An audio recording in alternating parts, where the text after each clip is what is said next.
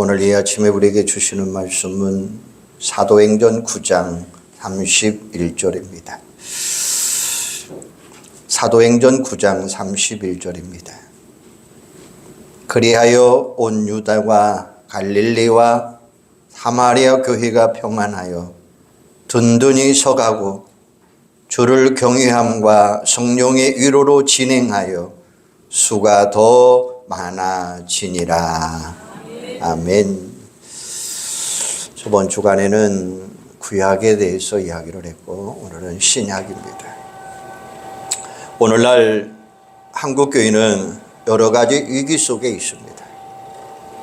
코로나 이후로 침체된 예배 현장도 미래의 교회를 이끌어갈 다음 세대들의 수적인 감소 현상도 정치 이데올로기에 대한 좌우의 대립과 갈등의 양상과 세속주의적인 가치관과 물질주의, 기후환경의 위기 등 여러 문제들이 한국교회의 신뢰성과 이미지를 부정적인 영향으로 살아가고 있는 현상입니다.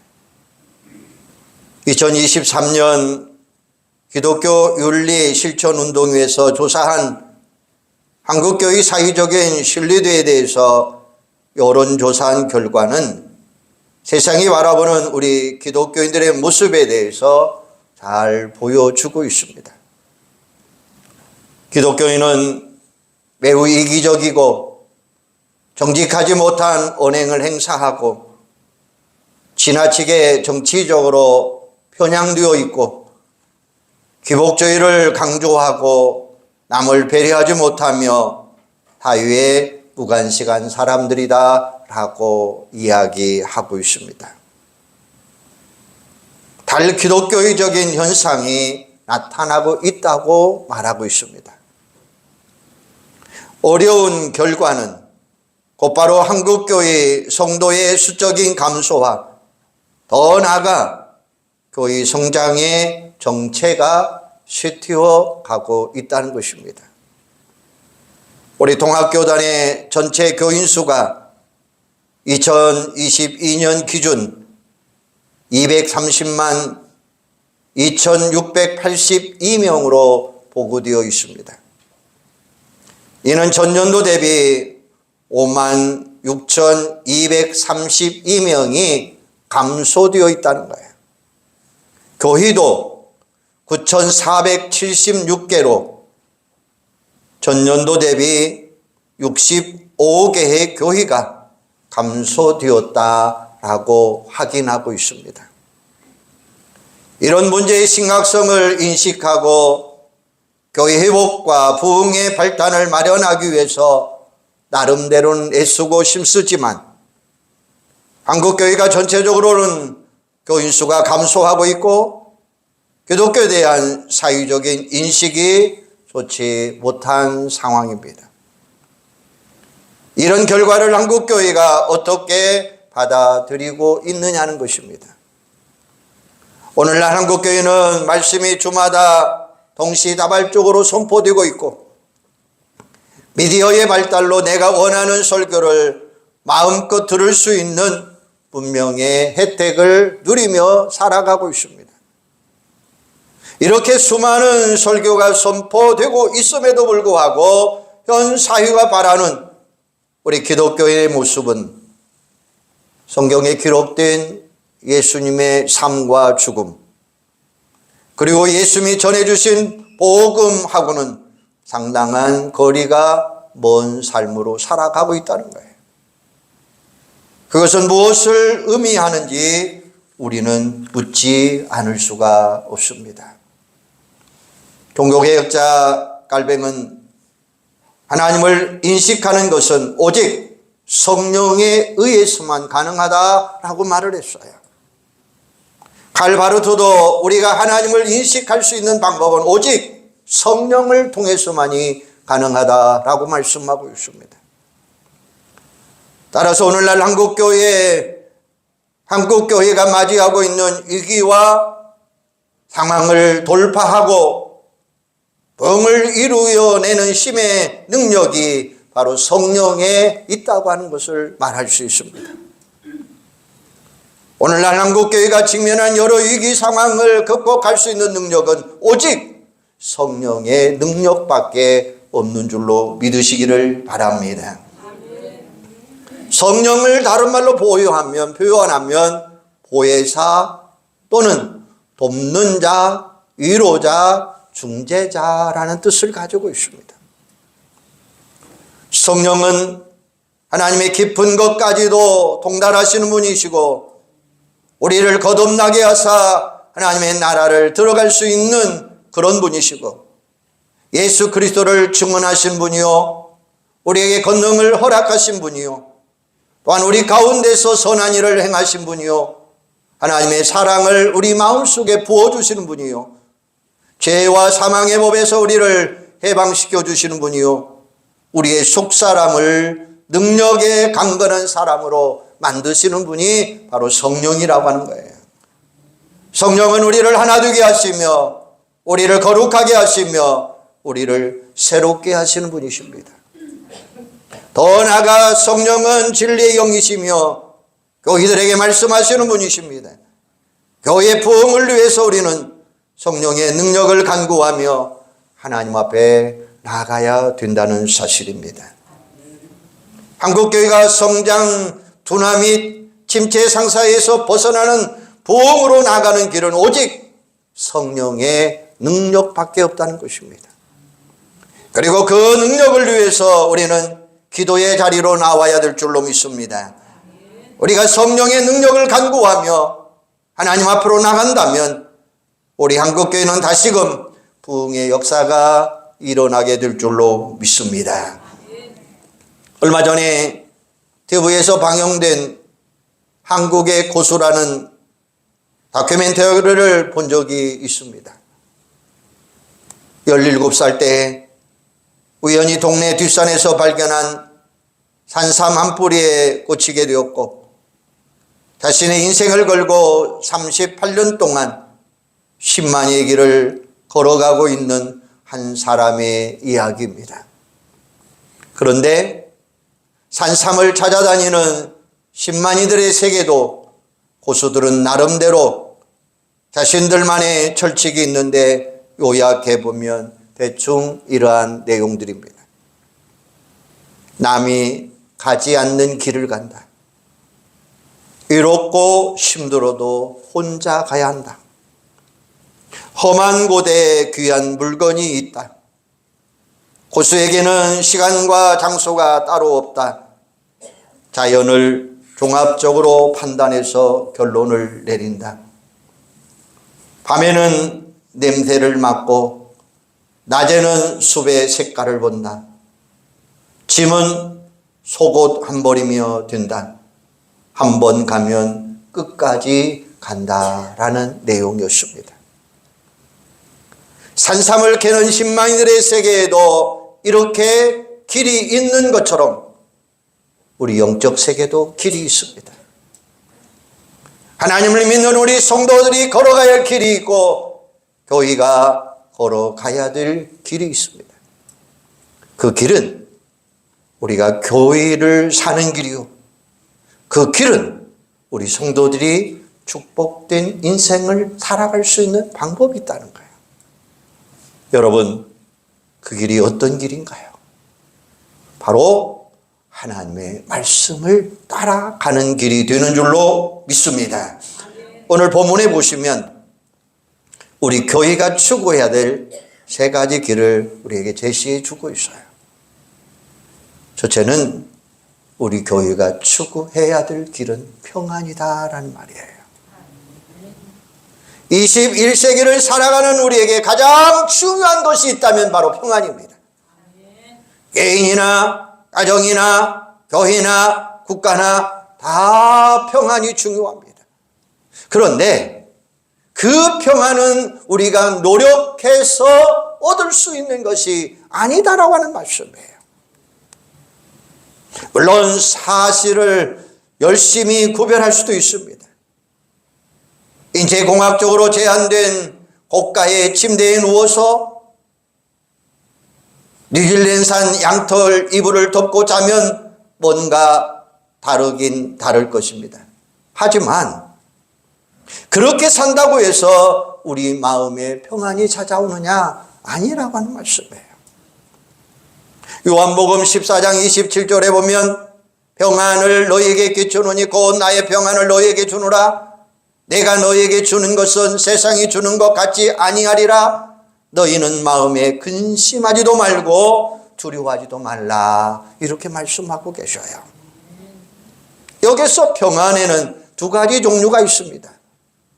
하나는 세상이 주는 평안이고 하나는 예수님이 주시는 평안이에요. 그런데 이 두 가지가 상당한 차이가 있다는 거예요. 세상이 주는 평안은 참된 평안이 아니다라고 말씀했어요. 예를 들어서 돈이 많으면 평안할 것 같지만 돈이 많을수록 마음은 더 불안하다는 것입니다. 거액의 복권에 당첨된 사람들은 당첨되기 전보다 마음이 더 불안하다라고 이야기해요. 왜 그렇습니까? 여기저기 도와달라고 하고 돈에 환장한 사람들이 언제 어떻게 혈안되어 있다고 하는 사실입니다. 사람의 인기도 마찬가지입니다. 인기가 높아질수록 오히려 마음의 평안이 사라지게 되어 있다는 거예요. 지금의 인기가 언제 땅에 떨어질지 모르기 때문에 언제나 마음이 불안하다는 것입니다. 그래서 연예인들이 그런 불안감, 마음을 다스리기 위해서 술을 마시거나 마약에 손을 대는 경우가 많이 있습니다. 권력도 마찬가지입니다. 높은 자리에 올라가면 올라갈수록 더 마음이 불안한 거예요. 이처럼 평안은 우리가 노력해서 얻어지는 것이 아니라 하나님이 주실 때에 누리게 되는 줄로 확신하시기를 바랍니다. 평안은 전적으로 하나님이 주시는 선물이에요. 예수님께서 인류에게 평안을 주시려고 2000년 전에 예수님이 이 땅에 오셨습니다. 예수님이 십자가에 달려 죽으시고 사흘 만에 부활하셨는데 제자들에게 찾아오셔서 가장 먼저 하신 말씀이 무슨 말씀입니까? 너희에게 평안이 있을지어다. 할렐루야. 예수님은 자신을 부인하고 저주까지 한 제자들을 향하여 야단을 치지 아니하고 뭐라고 말씀하셨습니까? 너희에게 평강이 있을지어다. 위로의 말씀을 전해주셨어요. 부활하신 예수님을 만나지도 못하고 내 손가락을 그 못자국에 넣으며 내 손을 그 옆구리에 넣어보지 않고는 믿지 않겠다라고 의심하는 도마에게도 찾아오셔서 너희에게 평강이 있을지어다 라고 말씀하고 계셔요. 예수님은 우리에게 평안을 주시려고 오셨습니다. 또한 예수님이 이 땅에 교회를 세우신 목적도 세상 사람들에게 평안을 주기 위해서 오셨다라고 말씀하고 계셔요.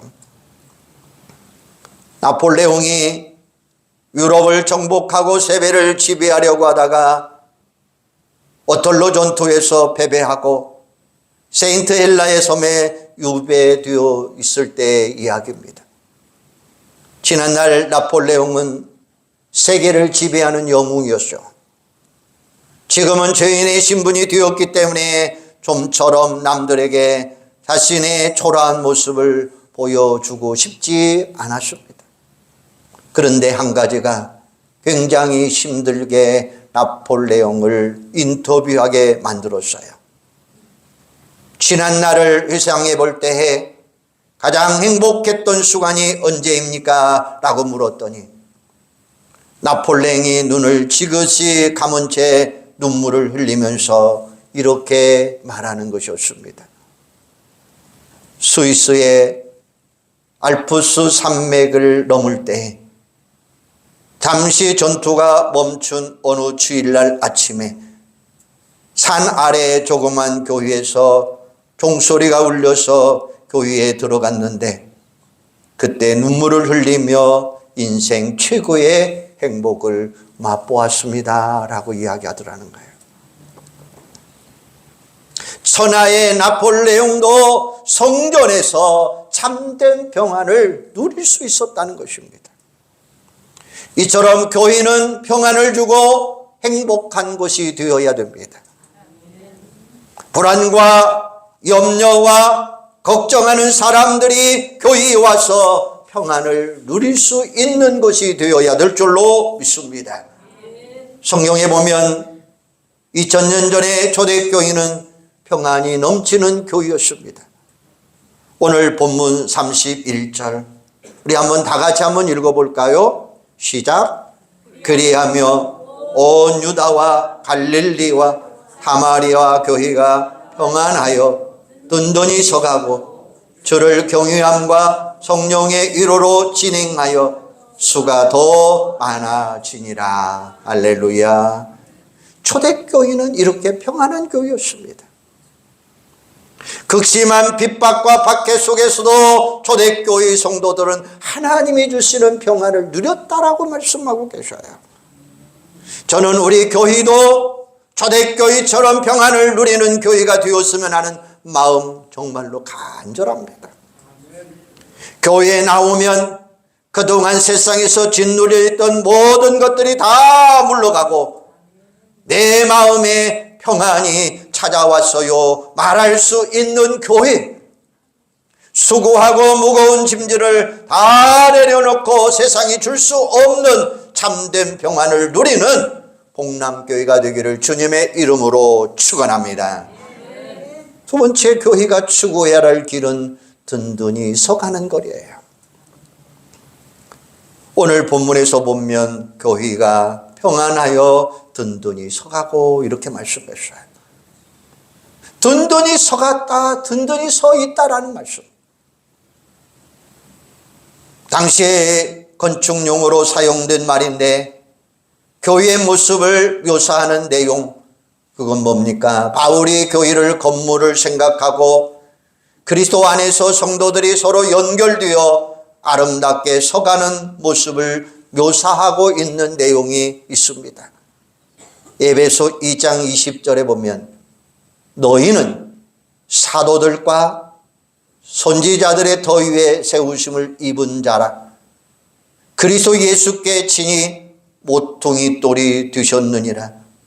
그의 안에서 건물마다 서로 연결하여 주 안에서 성전이 되어가고 이렇게 말씀했어요. 이 말씀은 우리 성도들이 교회 안에서 어떻게 신앙생활 해야 할 것인가를 가르쳐 주고 있는데 여기에는 두 가지가 있습니다. 하나는 모퉁이 돌이다 라고 말씀하고 있어요. 건물을 지을 때 가장 중요한 부분이 모퉁이 돌입니다. 모퉁이 돌이 튼튼히 받치고 있으면 건물은 절대로 흔들리지 아니합니다. 우리 신앙생활에도 모퉁이 돌의 역할이 굉장히 중요하다는 거예요.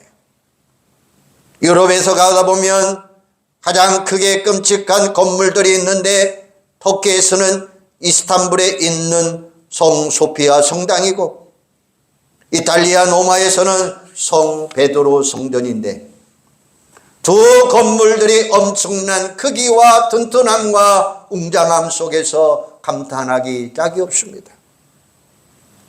몇 개의 기둥이 그 큰 건물을 몇천 년 동안 그대로 지탱되어 있는 것을 보면 모퉁이 돌이 얼마나 중요한 것인가를 우리에게 가르쳐 주고 있습니다. 그렇다면 우리 신앙에 있어서 모퉁이 돌의 역할을 해주는 것이 무엇입니까? 예수님이 모퉁이 돌이 되어 주시겠다라고 말씀하고 계셔요. 그렇게 하지 아니하고 사람이 모퉁이 돌이 되면 사람이 누구냐에 따라서 우리의 신앙도 이렇다 저렇다 계속 흔들릴 수밖에 없다는 말씀입니다. 문제가 자꾸 생겨요. 사람이 모퉁이 돌이 되면 안 됩니다. 나를 위해 죽으시고 부활하신 예수님을 우리의 모퉁이 돌로 삼으시기를 바랍니다. 그리스도 예수께서 친히 모퉁이 돌이 되어 주셨느니라 라고 말씀하고 계셔요. 두 번째는 서로 연결되어 있다라고 말씀했어요. 연결되어 있다, 이 말씀은 언어로 보면 짝 맞추었다라는 말이에요. 우리 그리스도인들 한 사람 한 사람을 독립된 건물에다 비유하고 있습니다. 그 독립된 건물이지만 성도들이 예수 그리스도 안에서 한 공동체를 이루어 가고 있다는 것입니다. 그렇게 되면 우리가 어떻게 되어야 됩니까? 서로 연결되어야 돼요. 사실 교회의 구성원들을 보면 모두가 다 달라요. 성장 배경도 다르고 성격이나 취미나 연령도 다 다릅니다. 개성도 다르고 은사도 다르고 믿음의 정도가 다 달라요. 말하기를 좋아하는 사람이 있는가 하면 침묵을 좋아하는 사람도 있습니다. 작은 일에도 참지 못하고 화를 내는 사람이 있는가 하면 어지간 일에도 끔찍하지 아니하고 참아내는 사람도 있습니다. 자세히 보면 똑같은 사람은 아무도 없습니다. 이렇게 다른 사람들이 모여 있으면 소리 나게 되어 있고 삐딱거릴 수가 있다는 것입니다. 그러므로 교회 안에서 나하고 다르다고 너무 실망하거나 안타까워할 필요가 없다는 거죠. 어차피 우리는 다르게 창조되었기 때문에 이 지구상에 나하고 똑같은 사람은 아무도 없습니다. 그런데 그렇게 서로 다른 우리가 교회라고 하는 공동체를 이루기 위한 방법이 있습니다. 그게 무엇입니까? 서로 연결되어 있더라라는 말씀이에요. 역대 미국 운동선수 중에 미국뿐만 아니라 전 세계에서 가장 존경받는 선수가 하나 있습니다. 그분이 누구냐? 마이클 조던이라는 분입니다.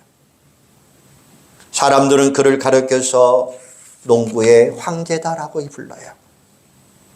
사실 미국 프로농구의 역사를 보면 뛰어난 사람들이 많지만 그 누구도 황제라고 부른 사람은 없습니다. 마이클 조던이 황제라고 불리는 이유가 있습니다.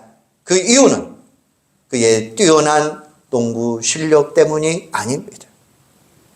사람들이 그를 농구의 황제라고 부른 이유는 다른 데가 있습니다. 그가 미국 프로농구에 처음 입문했을 때 혼자서 30에서 40점 높은 점수를 올렸습니다. 그런데 이상한 것은 그가 높은 점수를 올리면 올릴수록 경기에서 이겨야 되는데 경기에서 지더라는 거예요. 그래서 그는 자신의 점수를 20, 30대로 낮추었습니다. 그리고 대신 다른 동료들에게 패스하는 것에 주력을 다했습니다. 그러자 팀이 경기에서 이기더라는 거예요. 지금 마이클 조던은 많은 친구를 거느리고 있습니다. 그가 현역으로 있을 때에 많은 선수들이 같은 팀에서 뛰기를 원했습니다. 그를 시기하는 사람이 거의 없었습니다. 왜냐하면 그와 함께 경기를 하면 오히려 자신의 플레이가 돋보일 수 있기 때문이었어요. 그는 동료들에게 멋진 패스를 많이 했습니다. 동료들에게 맞추어줄 줄 아는 선수였습니다. 그렇게 해서 그가 농구의 황제다라고 불릴 수가 있었다는 거예요. 여러분, 교회 안에도 마이클 조던 같은 성도들이 많이 있어야 돼요. 내 생각만 주장하고 내세우는 성도들보다는 내 생각과 주장은 내려놓고 상대방의 주장에 맞추어가는 성도들이 필요하다는 것입니다. 서로가 다를 수 있습니다. 하지만 그 다른 부분을 조금씩 양보하면 서로가 하나가 될 수 있다는 것입니다. 그런데 나는 양보하지 아니하고 상대방에게만 양보하라고 하면 절대로 하나 될 수가 없습니다. 부부도 마찬가지입니다. 남편은 남편대로, 아내는 아내대로 자신의 주장만 이야기한다면 절대로 그 부부는 하나 될 수가 없다는 거예요. 그런 공동체는 힘을 발휘할 수 없고 초대교회처럼 든든히 서가는 교회가 절대로 되어질 수 없는 거예요. 가정도 마찬가지입니다. 그런 가정은 하나 될 수가 없습니다. 그러므로 우리 교회가 세상의 이론이나 철학이나 경험이나 사람을 모퉁이 돌로 삼지 말고 오직 예수 그리스도를 모퉁이 돌로 삼아야 될 줄로 믿습니다. 더 나아가 모든 성도들이 하나로 연합되어야 될 줄로 믿습니다. 이렇게 될 때 우리 복남교회도 초대교회처럼 정적으로 든든히 서가는 아름다운 교회가 될 줄로 믿습니다. 세 번째, 우리 교회가 추구해야 될 길은 계속해서 성장해 가는 거예요. 오늘 말씀해 보면 든든히 서가고 주를 경외함과 성령의 위로로 진행하여 수가 더 많아지니라. 여기서 수가 많아졌다라고 하는 이야기는 영적으로 계속 성장했다라는 뜻이에요. 영적인 성장이라는 말씀입니다. 초대교회는 성장이 멈추어지지 아니하고 계속해서 성장한 교회입니다. 우리가 잘 아는 누구를 위하여 종을 울리나, 노인과 바다, 이 두 작품을 쓴 사람이 바로 해밍웨이라고 하는 사람입니다. 그는 믿음의 사람이었습니다. 믿음의 가정에서 태어났습니다. 할아버지는 전도자 무디와 아주 가까운 사이였고, 할아버지의 영향을 받아서 믿음을 갖게 된 해밍웨이의 아버지는 의사였고 선교사의 꿈을 버리지 못한 신실한 믿음의 사람이었습니다. 또 어머니, 오로지 예수만 의지하고 살아간 사람입니다. 그러다 보니까 해밍웨이도 어릴 때부터 신앙의 환경 속에서 자라났어요. 어려울 때부터 신앙생활 잘했습니다. 청년이 되고 결혼한 후에도 교회 안에서 신앙생활 잘한 사람이었습니다. 하지만 그가 문화활동을 시작하면서부터 신앙생활이 소홀히 되었습니다. 나중에 노벨상까지 받고 많은 사람들로부터 인기를 누리게 되자 점점 신앙생활은 게을러지고 말았습니다. 신앙이 더 이상 앞으로 나가지 못했고, 그것을 보다 못한 어머니가 야단을 치면서 너 그렇게 살면 안 된다. 세상에서는 성공할지 몰라도 하나님 앞에 가면 너는 영원한 패함이다, 망한다 라고 이야기해요. 그런데 해밍웨이는 어머니의 경고를 귀담아 듣지 않습니다. 해밍웨이는 오히려 그 어머니의 마음을 달래기 위해서 이렇게 답장을 씁니다. 어머니, 나는 예수도 믿고 하나님도 믿어요. 지금은 잠시 쉬고 있을 뿐이에요. 염려하지 마세요 라는 답장이었습니다. 그러나 해밍웨이는 끝까지 돌아서지 못했습니다. 나중에는 자살로 인해서 그 인생의 마감이 끝이 납니다. 이것이 우리에게 무엇을 교훈해 주고 있습니까? 믿음 생활의 중단은 잠시가 아니라 영원한 후퇴가 될 수 있다고 하는 사실이에요. 믿음 생활의 중단은 현상 유지가 아니라 파멸의 시작이라고 하는 사실입니다. 교회도 마찬가지입니다. 교회는 계속해서 성장해야 돼요. 초대교회는 성장을 멈추지 아니하고 계속 성장했더라라고 말씀했어요. 많은 사람들이 초대교회를 완벽한 교회라고 말하지만 완벽한 교회는 세상에 아무것도 없습니다. 이 땅에는 교회는 다 문제가 있다고 하는 사실이에요. 저희 초대교회라고 왜 문제가 없겠습니까?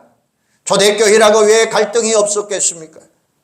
초대교회를 자세히 들여다보면 문제도 많고 갈등도 많습니다. 아나니아와 삽비라처럼 자기의 몫을 챙기려는 사람도 있습니다. 수많은 이적과 기사가 나타나지만 그럴수록 장로들과 바리새인들과 서기관들의 핍박이 많았습니다. 과부들같이 불쌍한 사람을 돕는 일에도 앞장섰지만 한쪽에서는 원망하고 불평하는 사람들 때문에 좀 더 효율적인 사역을 위해 7 집사를 세우기도 했습니다. 이처럼 초대교회도 문제가 많았고 갈등도 많았고 다툼도 많은 교회였습니다. 그럼에도 불구하고 초대교회를 통해서 우리가 배울 수 있는 것이 있다면 계속해서 성장해가는 교회였더라 라고 말씀하고 계셔요. 개인이 되었던 가정이 되었던 교회가 되었던 계속해서 성장해 가야 될 줄로 믿습니다. 사랑하는 여러분, 새가 날갯짓을 멈추면 어떻게 될까요? 땅바닥으로 떨어질 수밖에 없어요. 땅바닥으로 떨어지지 않기 위해서는 앞으로 나가야 된다고 하는 사실이죠. 날갯짓을 계속해서 해야 된다고 하는 사실이죠. 우리의 믿음 생활도 마찬가지입니다. 믿음 생활 중단해서는 안 되고 믿음 생활 계속해서 나가야 된다라고 하는 사실입니다. 교회도 마찬가지입니다. 계속 성장해 가야 됩니다. 여러분은 지금 어떤 신앙생활을 하고 계십니까? 믿음이 계속 성장해 가고 있습니까? 우리도 초대교회처럼 평안을 누리는 교회가 되어야 될 줄로 믿습니다. 예수를 모퉁이 돌로 삼고 우리 모두가 한 마음 한 뜻으로 연합하는 교회가 되어야 될 줄로 믿습니다. 디모데전서 4장 15절에 보면 이 모든 일에 전심전력하여 너의 성숙함을 모든 사람에게 나타나게 하라 라고 말씀하셔요. 오늘 우리는 멈추는 교회가 되어서는 안 돼요.